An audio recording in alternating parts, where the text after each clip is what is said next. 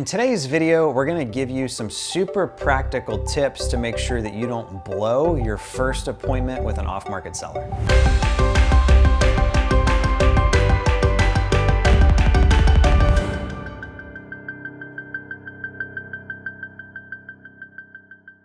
The first thing I want to talk about is what you should drive. Now, obviously the obvious answer to this question, obviously, is whatever you have, right?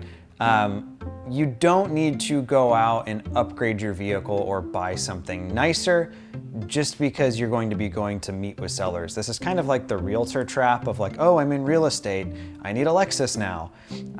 Kind of a funny story. My wife and I, actually I should say me, because I did it without consulting my wife, I went out and bought a Range Rover when I got started in real estate because I was like, well, I need to like look the part, right? I don't want to look poor, even though I am, was kind of like the thing. So we went out, I financed a car, paid a horrible interest rate I think at that point my car payment was more than my mortgage. Looked great though, was tons of fun to drive. And we bought it for her. It wasn't normally what I would use to run appointments. It was more for like networking, right? I drove a total POS. It was a 2001 Ford Escape.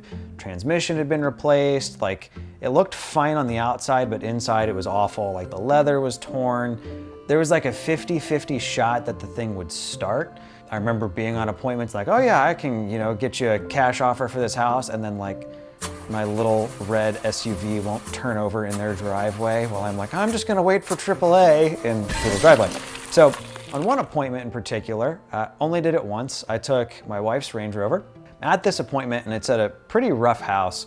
And I don't remember the exact numbers, but the guy was at like initially at 40,000. I'm at like 7 grand. Going back and forth, and I've got him down to like 10,000. I want to be at like 7. And I was like, this is the best I can do.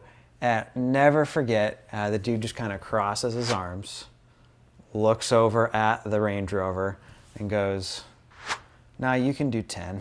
And it was like, oh, okay. Yeah, I kind of shot myself in the foot on that.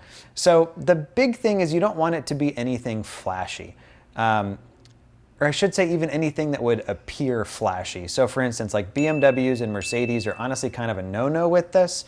Even if you bought it for 3 grand, it kind of carries the impression that it's not a cheap vehicle. So my '01 Ford Escape was super, super ugly, but worked well because it kind of had that like contractory feel to it. So if you've got money and you like nice vehicles, trucks are great. You can roll up in a $100,000, F-250 turbo diesel dually platinum truck. People aren't even gonna bat an eye at it. But you don't really have that same luxury with other vehicles.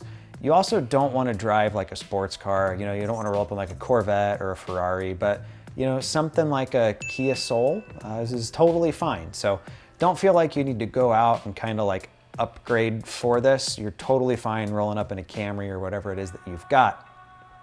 One thing I will recommend, I'm pretty against like wrapping vehicles. You don't want to roll up in like the I save people mobile or the we help people with divorce and pre-foreclosure and eviction, all these big scary things on the side, because a lot of the people that choose to sell their houses to us do so because they can kind of remain anonymous.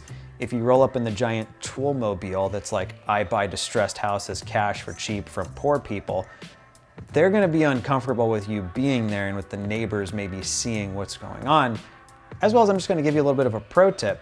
If you roll up in like the We Buy Houses wagon, the neighbor might come over and be like, oh, you're interested in selling. Well, I'll pay more than them.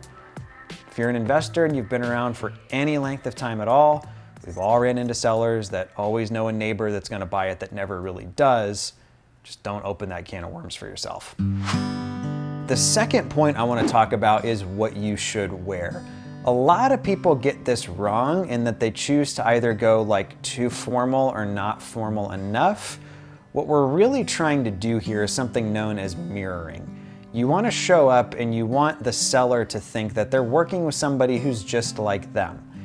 So rolling up in a tuxedo or suit tie jacket can come across kind of very like slicked hair back, greasy used car salesman, which isn't really what you want. If you show up, looking a little bit too nice. People might feel like you're, slimy or out to steal their house or whatever. But you also don't want to roll up in a sweatsuit.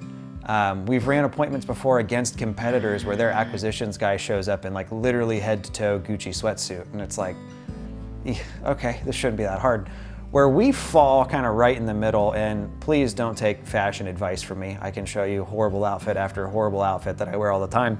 But it's super simple, just kind of company branded polo, jeans, nice jeans, right? No like ripped or anything, and loafers or kind of nice shoes. It's kind of that very relaxed business casual feel. It's not stuffy. But if we meet with somebody who answers the door in shorts and a t-shirt, it also doesn't feel like we're overdressed for the occasion. That's never fun. The next thing I want to talk about is what you should say as well as should not say. I've got another video I'll link to above that goes a lot more into like how to talk to sellers on your first appointment.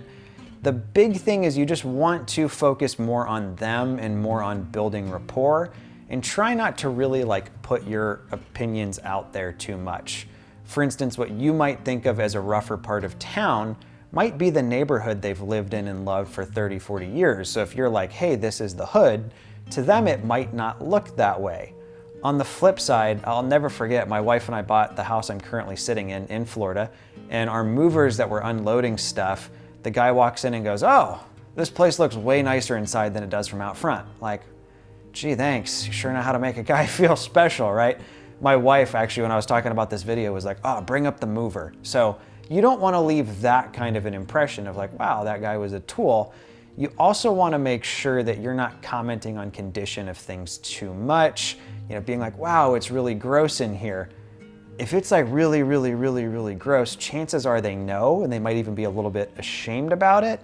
And you don't want to like rub salt in that wound. The next point we want to address is how long you should stay. So if you're running multiple appointments in a day, if you're using an answering service, shameless plug like my company Call Porter, you might have multiple appointments that are, maybe even back to back on different sides of town. And this is something you want to be mindful of.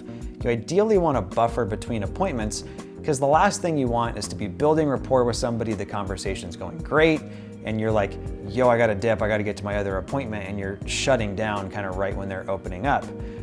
On the flip side, you don't wanna just be super in and out either. We've ran appointments with competitors where we're there like getting to know them, trying to understand what's going on, what they'd like to have happen. And we've had competitors walk in, look around and be like, okay, here's my number, call me if you want it, and walk out. And I've just kind of been like, wow, that was kind of rude, right?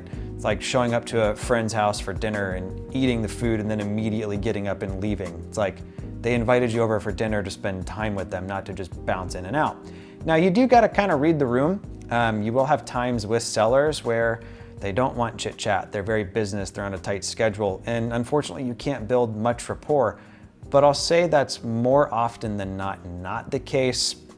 The big thing is like, you just don't wanna be awkward. Which if you're somebody who's maybe not an extrovert, I realize that's like not super practical. Like, how do I not be awkward? So a really good way to kind of handle this is if you're giving pause in conversation for them to chat and they're not filling that dead air, right? It's super uncomfortable when you're talking to somebody and they just don't reply. Like if I just sat here and looked at you. You're like, do something, please, right? Or like, maybe I should go watch a different video. If you start to get to that point where they're not filling the dead air, that's probably a good sign that it's a good idea to wrap that appointment up and maybe start to head for the door. I've got 2 bonus points for you. The first one is, remember that you're not their savior. A lot of investors can kind of carry this arrogance of like, I'm here to save you from your problems, or I'm here to fix this mess you've got yourself into. And you should really be trying to paint them as the hero of the story. After all, they're the one who reached out when they needed help, and rubbing it in somebody's face that you're there to help them, it's not really a good way to, win friends and influence people, to reference a great book.